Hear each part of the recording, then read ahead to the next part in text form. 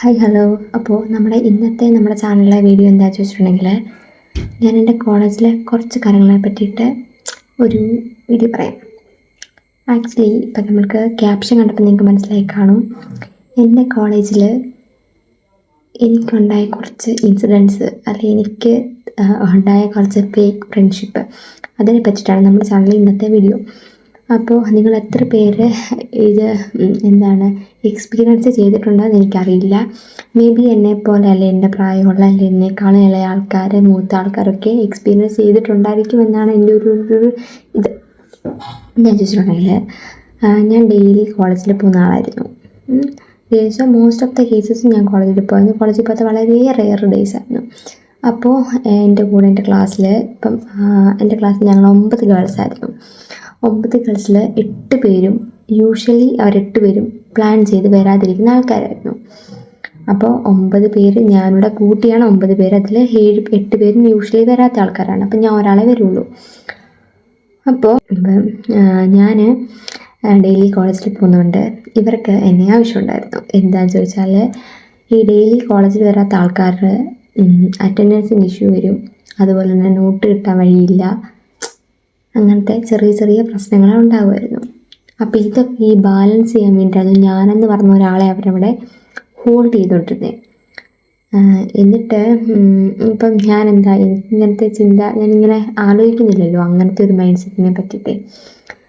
അപ്പം ഞാൻ ഒരു ദിവസം എന്ത് ചെയ്തു എന്ന് ചോദിച്ചിട്ടുണ്ടെങ്കിൽ, ഒരു ദിവസം ഇങ്ങനെ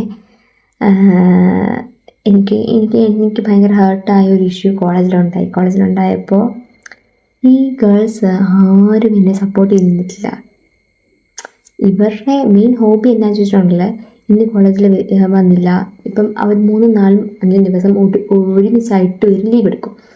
ലീവ് എടുത്തിട്ട് അതിൽ ഒരാളിൻ്റെ അടുത്ത് വന്നിട്ട്, അതെ ഞാൻ ഇന്നലെ ക്ലാസ്സിൽ നിനക്ക് അറിയാമായിരുന്നല്ലോ, അപ്പോൾ നീ എനിക്കൊരു ഹെൽപ്പ് ചെയ്യുമോ, നീ എനിക്ക് നോട്ടൊന്ന് അയച്ചു തരുമോ എന്ന് ചോദിക്കുമായിരുന്നു. അപ്പോൾ അന്നും എൻ്റെ വീട്ടിൽ നിന്ന് എന്നോട് പറയുന്നത്, നീ 1 ഡേ ലീവ് എടുത്താൽ നിനക്ക് ആരയച്ചു തരും എന്നുള്ളതാണ്. അപ്പോൾ ഓക്കെ ശരി, ഞാൻ ഒരു ദിവസം ലീവ് എടുത്തിട്ട് ഞാൻ ഇവരോട് നോട്ട് ചോദിച്ച് കഴിഞ്ഞ് ഒരു 2 മിനിറ്റ് കഴിഞ്ഞിട്ട് എനിക്കത് റിപ്ലൈ, ഞാനാണെങ്കിൽ ഷടപടേന്ന് റിപ്ലൈ കൊടുക്കുന്ന ആളാണ്. അപ്പോൾ ഞാൻ കുറേ നേരം കഴിഞ്ഞിട്ട് എനിക്ക് റിപ്ലൈ ഒന്നും വന്നില്ല. അപ്പോഴാണ് ഈ ഗേൾസ് ഇങ്ങനെ കണ്ടിന്യൂസ് വരാതായപ്പോൾ ഗ്രൂപ്പിൽ എന്ത് ചെയ്തു, അറ്റൻഡൻസ് ഇടാൻ തുടങ്ങി. ഇത്ര പേര് ഇങ്ങനെ വരും, ഇത്ര പേര് വന്നു, അറ്റൻഡൻസ് വരാത്തവരെ വന്നവരെ അങ്ങനെ. അപ്പോൾ ഞാൻ ഇവർക്ക് മെസ്സേജ് ഇട്ട് കഴിഞ്ഞിട്ട് ഒരു 2 to 3-4 മിനിറ്റ് കഴിഞ്ഞപ്പോൾ ഗ്രൂപ്പിലൊരു മെസ്സേജ്, ക്ലാസ് ഗ്രൂപ്പാണ്, ടീച്ചേഴ്സ് ഉണ്ട്, ബോയ്സ് ഇത്ര പേര് പ്രസൻ്റ് ആയിരുന്നു, ഗേൾസ് ആരൊന്നും പ്രസൻ്റ് ഇല്ല. അപ്പം ഞാൻ ആബ്സെൻ്റ് ആവുന്ന ദിവസങ്ങളിൽ ഞാൻ ക്ലാസ് ടീച്ചറിനെ അല്ലെങ്കിൽ HOD വിളിച്ചിട്ട് റിപ്പോർട്ട് ചെയ്യാറുണ്ട്. വിളിച്ചാൽ മെസ്സേജ് അയച്ച് റിപ്പോർട്ട് ചെയ്യാറുണ്ട്. അപ്പോൾ ഇവരെന്ത് ചെയ്തു, ഇവരാരും അന്നത്തെ ദിവസം ചെന്നില്ല. അപ്പോൾ ക്ലാസ്സിലെ നോട്ട് കിട്ടാൻ ഒരു വഴിയില്ല. ശരിയാണ്, ബോയ്സൊക്കെ ഉണ്ട്. അല്ല നമ്മളെപ്പോഴും 24 hours ഗേൾസിനെ തന്നെ ഡിപ്പെൻഡ് ചെയ്തിരിക്കുന്നതുകൊണ്ടായിരിക്കാം. ഞാൻ കമ്പനിയൊന്നും അല്ലാഞ്ഞിട്ടല്ല, ഡിപ്പെൻഡ് ചെയ്തിരിക്കുന്നുണ്ട്. ഞാൻ എന്ത് ചെയ്തു, ഞാൻ ബോയ്സിന് മെസ്സേജ് അയക്കാണ്ട് അവർക്ക് മെസ്സേജ് അയച്ച്. അത് കഴിഞ്ഞിട്ടാണല്ലോ ഈ കാണുന്നത് ഇവർ ഈ ക്ലാസ്സിലില്ലായിരുന്നു എന്നുള്ളത്. അപ്പോൾ പിറ്റേന്ന് ക്ലാസ് വെച്ചു. അപ്പോൾ അന്നേ ദിവസം ആരും പ്രസൻ്റ് അല്ലാത്തതുകൊണ്ട് ടീച്ചേഴ്സ് പറഞ്ഞു, ഗേൾസ് എല്ലാം പേരൻസിനെയും കൊണ്ട് വന്നാൽ മതിയെന്ന്. അപ്പോൾ എനിക്കതിൽ ഇളവുണ്ട്. എന്താണെന്ന് ചോദിച്ചാൽ, ഞാൻ HOD ആയിട്ട് റിപ്പോർട്ട് ചെയ്തിട്ടാണ് ഇത്. അപ്പോൾ ഇവരിങ്ങനെ വിളിച്ചു. അപ്പം ഇങ്ങനെ നോട്ട് ഞാൻ അയച്ചു കൊടുക്കുന്നുണ്ട് എന്നൊക്കെ ഇവരിങ്ങനെ സംസാരിക്കുന്നുണ്ട്. എല്ലാം ഓക്കെയാണ്. ബട്ട് എനിക്ക് പേഴ്സണലി ഹേർട്ടായൊരു സംഭവം, ഞാൻ ക്ലാസ്സിൽ വരാണ്ടിരിക്കുമ്പോൾ മാത്രം എനിക്ക് നോട്ട് അയച്ചു തരാൻ ആരുമില്ല. അന്നൊക്കെ ഈ ഫേക്ക് ഫ്രണ്ട്ഷിപ്പ് എന്നൊക്കെ ആൾക്കാർ പറയുമോ ഇല്ലേ, എനിക്കതിനെ പറ്റിയിട്ട് ഞാൻ പറഞ്ഞു തരാമൊന്നും അറിയില്ല. അത് കഴിഞ്ഞിട്ട് കുറേ കഴിഞ്ഞപ്പോഴാണ് ഇത് ശരിക്കും ഫേക്ക് ഫ്രണ്ട്ഷിപ്പാണ്. എൻ്റെ കയ്യിൽ നിന്ന് എന്തെങ്കിലും അവർക്ക് യൂസ് ഉള്ളതുകൊണ്ടല്ലേ അവർ ആക്ച്വലി എന്നെ ഡിപ്പെൻഡ് ചെയ്യുന്നത്. അതർവൈസ് അവരെന്നെ വേറൊന്നും ഡിപ്പെൻഡ് ചെയ്യുന്നില്ല. ഇതൊക്കെ പോട്ടെ എന്ന് വിചാരിച്ചിട്ട് ഇവരെൻ്റെ അടുത്ത് ഞാൻ ഇങ്ങനെ കുറച്ച് പിണങ്ങിയൊക്കെ നിന്നപ്പോൾ ഇവരെൻ്റെ അടുത്ത് കുറേ സോറീസും കാര്യങ്ങളൊക്കെ പറഞ്ഞു. അപ്പോൾ ഓക്കെ ലീവിട്ടെന്ന് പറഞ്ഞിട്ട് ഞാൻ ആ ഒരു കേസ് വിട്ട് കഴിഞ്ഞിട്ട് എനിക്ക് ആക്ച്വലി കോളേജിൽ പ്രോജക്റ്റ് വന്നു. അതായത് 5th ഇയറും 6th ഇയറിലുമാണ് പ്രോജക്റ്റ് വരുന്നത്. അപ്പോൾ 5th ഇയറിലെ പ്രോജക്റ്റ് എന്ന് പറഞ്ഞാൽ ഡിപ്പെൻഡൻറ്റ് പ്രോജക്റ്റാണ്. അതായത് നമ്മൾ 2 പേര് കോർഡിനേറ്റ് ചെയ്താണ് പ്രോജക്റ്റ് ചെയ്യേണ്ടത്. അപ്പോൾ അന്ന് എനിക്ക് ഫ്രണ്ട്സ് ഉണ്ടായിരുന്നു, അന്ന് വിഷയമൊന്നുമില്ല. ഞാൻ 2 പേരെ കോർഡിനേറ്റ് ചെയ്ത് പ്രൊജക്റ്റ് ചെയ്തു. അപ്പോൾ എൻ്റെ ക്ലാസ്സിൽ ആരാന്നൊക്കെ എനിക്ക് സൈഡിൽ നിന്നൊക്കെ എനിക്കറിയാം. 6th സെം വന്നപ്പോൾ അപ്പം നമുക്ക് ഈ പ്രോജക്റ്റിനെ പറ്റി ഇങ്ങനെ എൻക്വയറി ചെയ്യണമല്ലോ. അപ്പോൾ ഞാൻ പറഞ്ഞു, മീൻസ് എൻ്റെ സീനിയേഴ്സ് കുറച്ച് ചേച്ചിമാർ പോയി ട്രിവാൻഡ്രത്താണ് പ്രോജക്റ്റ് ചെയ്തത്. അപ്പോൾ ആ പ്രോജക്റ്റ് നല്ല വാല്യൂ ഉള്ള പ്രോജക്റ്റാണ് ഇങ്ങനെ ഞങ്ങളുടെ സീനിയേഴ്സ് പറഞ്ഞു. അപ്പോൾ ഞാൻ വിചാരിച്ചു ഓക്കെ എങ്കിൽ നമുക്ക് അവിടെ പോയി ചെയ്യാമെന്ന് ഞാനിട്ട് അവരോട് സംസാരിച്ചു. അപ്പോൾ എനിക്കിപ്പോഴും ആ സിറ്റുവേഷൻ നല്ല ഓർമ്മയുണ്ടേ. സംസാരിച്ച് ഓക്കെ നമുക്ക് തിരക്കാം എന്നൊക്കെ പറഞ്ഞിട്ട് ഞാൻ ഇങ്ങനെ വിളിച്ച് തിരക്കുന്നൊക്കെ ഉണ്ട്. അപ്പോൾ എനിക്ക് എൻ്റെ സീനിയർ ചേച്ചിമാർ എനിക്ക് അവരുടെ നമ്പർ തന്നു. അപ്പോൾ ഞാൻ വിളിച്ച് തിരക്കി പ്രോജക്റ്റ് ഇത്ര രൂപയാണെന്ന് അവർ പറഞ്ഞു. അപ്പോൾ ഞാൻ പറഞ്ഞു ഞങ്ങളൊരു ദിവസം വന്ന് വന്ന് ഞങ്ങൾക്ക് ഹോസ്റ്റലും കാര്യങ്ങളൊക്കെ നോക്കണം എന്ന് പറഞ്ഞിട്ട് ഞാൻ ഓക്കെ ഒക്കെ പറഞ്ഞിട്ട് റെഡിയാക്കി വെച്ചിരുന്നു. നെക്സ്റ്റ് ഡേ ഞാൻ ഈ സംഭവം കോളേജിൽ പോയി പറയാൻ പറ്റും. ഇന്ന് നൈറ്റാണ്, ഞാൻ കോളേജ് ഡിസ്കഷൻ എല്ലാം കഴിഞ്ഞിട്ട് നൈറ്റ് വന്നിട്ടാണ് ഇവരെ വിളിക്കുന്നത്. അപ്പം പിറ്റേന്ന് ഞാൻ കോളേജിൽ ചെല്ലുന്നതിന് മുമ്പ് ഞങ്ങൾ എല്ലാവരും ബസ് സ്റ്റോപ്പിൽ നിന്ന് ഒരുമിച്ചാണ് പോകുന്നത്. ബസ് സ്റ്റാൻഡിൽ നിന്ന് ഒരുമിച്ചാണ് പോകുന്നത്. പത്തനംതിട്ട ബസ് സ്റ്റാൻഡിൽ നിന്ന് ഒരുമിച്ചാണ് പോകുന്നത്. എന്നിട്ട് എന്താ സംഭവം ഉണ്ടായെന്ന് ചോദിച്ചാൽ അതിൽ 2 ഫ്രണ്ട്സ് എൻ്റെ അടുത്ത് വന്നിട്ട് ചോദിച്ചു പ്രൊജക്റ്റിൻ്റെ കാര്യം എന്തായി, നമുക്ക് ഡിസ്കഷൻ വല്ല ആയോ എന്ന് ചോദിച്ചു. അപ്പം ഞാൻ പറഞ്ഞു ഇതുപോലെ ഞാൻ തിരുവനന്തപുരത്ത് വിളിച്ച് ചോദിച്ചു, കോളേജിൽ വരുമ്പോൾ പറയാമെന്ന് വിചാരിച്ചിരുന്നത്. ഞാൻ അവിടെ ചെയ്യാം എന്നുള്ളൊരു മൈൻഡ് സെറ്റ് നിൽക്കുക. ഇൻഡിവിജ്വൽ പ്രോജക്റ്റ് ആണല്ലോ, അപ്പോൾ നമുക്ക് എവിടെ വേണമെങ്കിൽ ചെയ്യാം, കേരളത്തിനുള്ളിൽ എവിടെ വേണമെങ്കിലും ചെയ്യാം. അപ്പോൾ ഞാൻ പറഞ്ഞു ഞാനിങ്ങനെ ട്രിവാൻഡ്രത്ത് പോയി ചെയ്യാം എന്നുള്ളൊരു മൈൻഡ് സെറ്റ് ഇരിക്കുകയാണ് എന്ന് പറഞ്ഞു. നിങ്ങൾ ആരെങ്കിലും വരുന്നൊന്നും ഞാൻ ചോദിച്ചു.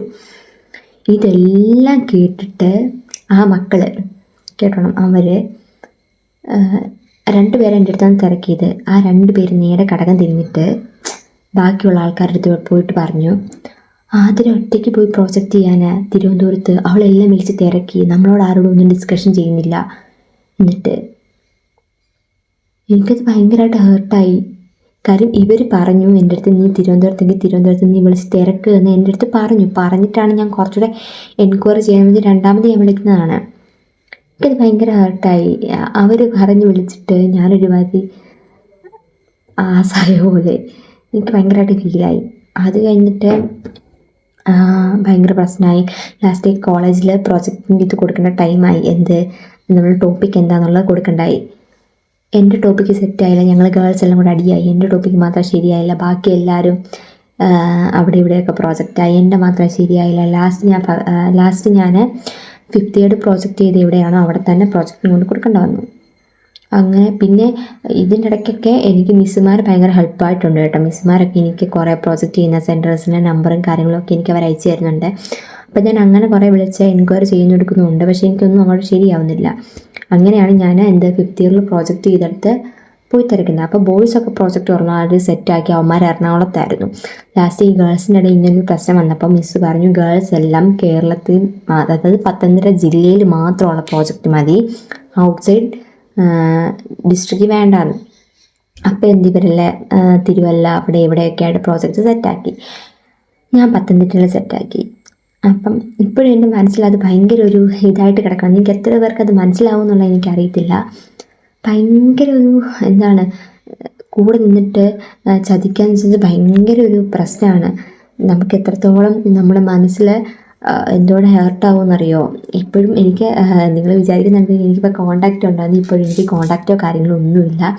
ഡിഗ്രി കഴിഞ്ഞപ്പോൾ എന്നല്ല, ഡിഗ്രിയുടെ 6th സെമ്മിൻ്റെ എക്സാം സ്റ്റാർട്ട് ചെയ്യുമ്പോൾ ഞാനോ അവരോ തമ്മിൽ കോണ്ടാക്റ്റോ കാര്യങ്ങളോ ഒന്നുമില്ല. ഞാൻ ജസ്റ്റ് ബോയ്സിൻ്റെ കൂടെ വരുന്നു, ബോയ്സിൻ്റെ കൂടെ പോകുന്നു, അവരോട് പോയി എക്സാം എഴുതുന്നു, അവരോട് സംസാരിക്കുന്നു, അത്രയേ ഉള്ളൂ. ബോയ്സുമായിട്ട് കോണ്ടാക്റ്റ് ഉണ്ടെന്ന് ചോദിച്ചാൽ എന്തെങ്കിലും ബർത്ത്ഡേസോ കാര്യങ്ങളൊക്കെ വരുമ്പോൾ ഞങ്ങൾ അവരുമായിട്ട് കോണ്ടാക്ട് ചെയ്യാറുണ്ട്. അല്ലാണ്ട് ഭയങ്കരമായ കോണ്ടാക്റ്റോ കാര്യങ്ങളോ ഒന്നുമില്ല. അപ്പോൾ എനിക്ക് അതിൽ നിന്നൊരു കാര്യം മനസ്സിലായത്, അതായത് നമ്മുടെ ഫ്രണ്ട്ഷിപ്പിന് വേണ്ടിയിട്ടല്ല ആൾക്കാർ നമ്മളെ ഡിപ്പെൻഡ് ചെയ്യുന്നത്.